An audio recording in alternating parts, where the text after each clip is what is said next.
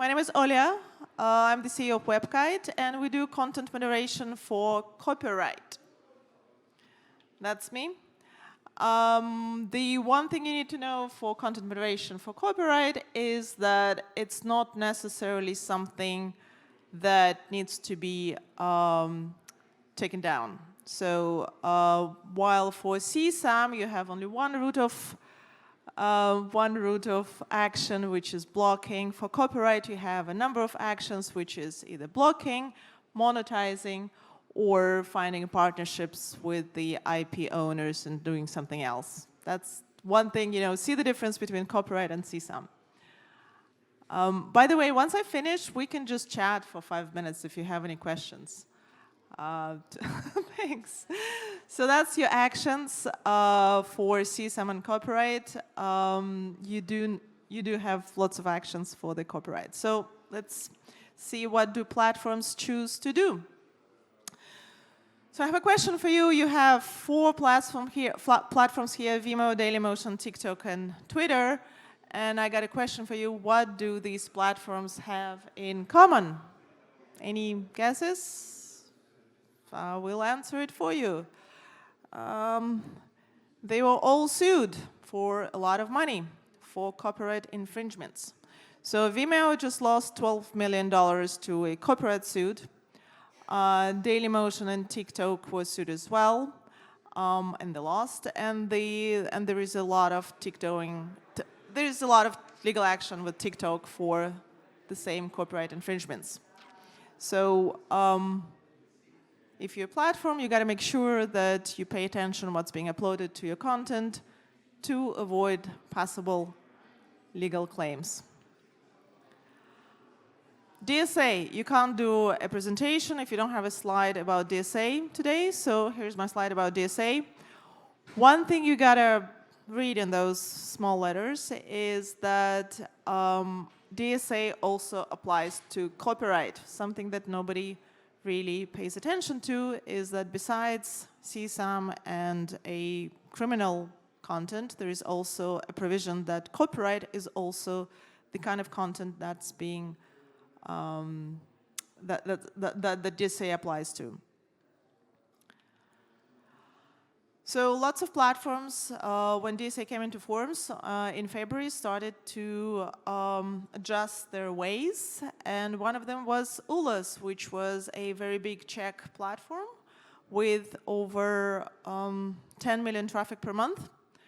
As of 1st of December, they have preventatively chose to shut down their service and change their model of sharing content. And their traffic dropped to 1 million from 10 million in 2 months. To avoid that, you got to take preventative measures if you're a platform and make sure there is no copyright infringements or do something about it. So that's ULAS. There's Chomikoy, another platform. Just a quick data on how many infringements for one single piece of content happened to be over the course of a year. So one title was uploaded 3,000 times over the course of the year. Again, that's what happens if you don't have the tech to see what's being uploaded. It's taken down, it goes back up, taken down, goes back up. Legal risks, tons of resources for removal of infringing content from Chomikoy. And I can't even imagine the user experience the users of the platforms have for the content being constantly taken down and going back up. That's a quick slide, a very little colorful one, to briefly explain to you the technology that can actually identify the content that's being uploaded. It's called video fingerprint technology, and it identifies the content based on, well, a video fingerprint. The one gentleman that knows all about it is Ziggy from Identifier. He will tell you that it's a fairly complicated technology that takes years of R&D to develop that will identify any kind of content that's being uploaded, including different distortions, cuts, and mild modifications. The short thing that you gotta take from this slide is that it's a cool tech that's very difficult to make if you're a platform and you're doing something else. If you do have this tech, then this is how the work of your platform looks. So you have a whole bunch of content being uploaded, and that platform is automatically goes in different folders in your platform. Some, it could be CSAM, could be copyright, could be criminal, but with no effort whatsoever from any kind of human resources, you will know what kind of content is being uploaded to your platform in real time, scalable, going into thousands and millions. Now, the only platform that can do that kind of technology nowadays are the big ones. There's Content ID that's being developed by YouTube. There is Facebook Rights Manager by Facebook, and there is the Media Match by TikTok. Now, going back to, there's a lot of things what you can do with copyright. You can block it, you can also monetize the copyrighted content. Take a look at what Content ID is doing for YouTube, and take a look at the revenue that Content ID is making for YouTube when they identify the copyright that's being uploaded. So Content ID has made in the past 10 years, going from 15,000 in 50 billion. I'm sorry, at the end of the day, who cares, 1,000 billion, whatever.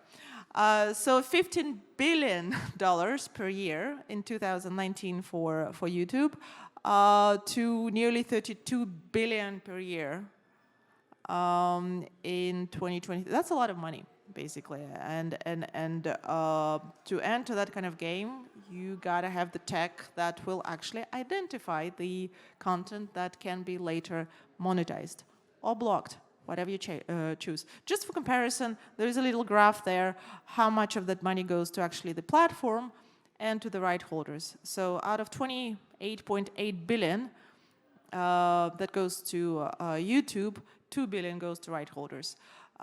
You are in a winning game if you're a platform with this kind of technology. You can monetize, you can do ad targeting, etc. Both are in the winning game, but the platform actually wins much more than they lose if they identify what's being uploaded. So safeguarding against legal risks and making money. So right holders are very interested in monetizing content. You may think they don't want their content on your platform, and I'm kind of making sure that this is a platform, but if you can identify with the platform, that would be great. So even though they might not be willing to share their full content, there's a whole bunch of ways to monetize shorter content. For example, trailers, clips, certain short clips of everything. Yeah, there's monetization going on every single type of content, not necessarily full-on content that's available on paid prescription platforms. That's how much it costs to create Content ID. And again, very few companies can match the kind of R&D that goes into creating video identification technology. It's Identifier, it's us, Content Core at WebKite. Our product is called Content Core. And there is Content ID that invested, YouTube Content ID that invested over 100 mil and many, many years of R&D into creating that kind of content. So, platforms are not very well placed to invest that kind of money and time in creating their own tech, unless they're TikTok or Meta. These guys do everything in-house. They got the time and the money. So yeah, if you're not that big, take a look at people who offer that kind of tech that will safeguard you against legal risks and help you to make money. And the guys around, the companies around that offer that kind of tech, these are the ones I know. Audible Magic, which generally recognize content by audio. There's PAX, also a lovely Polish-based company that recognize content by audio. MD5, they do hash-based recognition. Identifier, as I mentioned, video recognition, and us, Content Core by WebKite, who can also identify your content. and help you to prevent copyright infringements and monetize your content. That's basically all I wanted to share with you. If you are in the space of hosting content, make sure you think about other risks, not just the general trust and safety risks. If you got any questions, I'm here. If not, I see those glasses. They don't have anything next to them, but you know, they attract attentions. The glasses, the drinks are coming. No, I'm not. I'm just, worried about everyone at the end of the day. No. But yes, if you have questions, I know it's at the end, so we'll make this informal. So please feel free to touch base on an individual basis to have conversations. There is one session going on, or one will start in about 10 minutes in the other room, which is protecting children online, talking about safety by design. That is sort of the last session of today. The only reason why we're doing that is so that we keep you here, so you can come back into this room in an hour and have the drinks ready for you. So we appreciate it, and thank you, and we'll see you soon.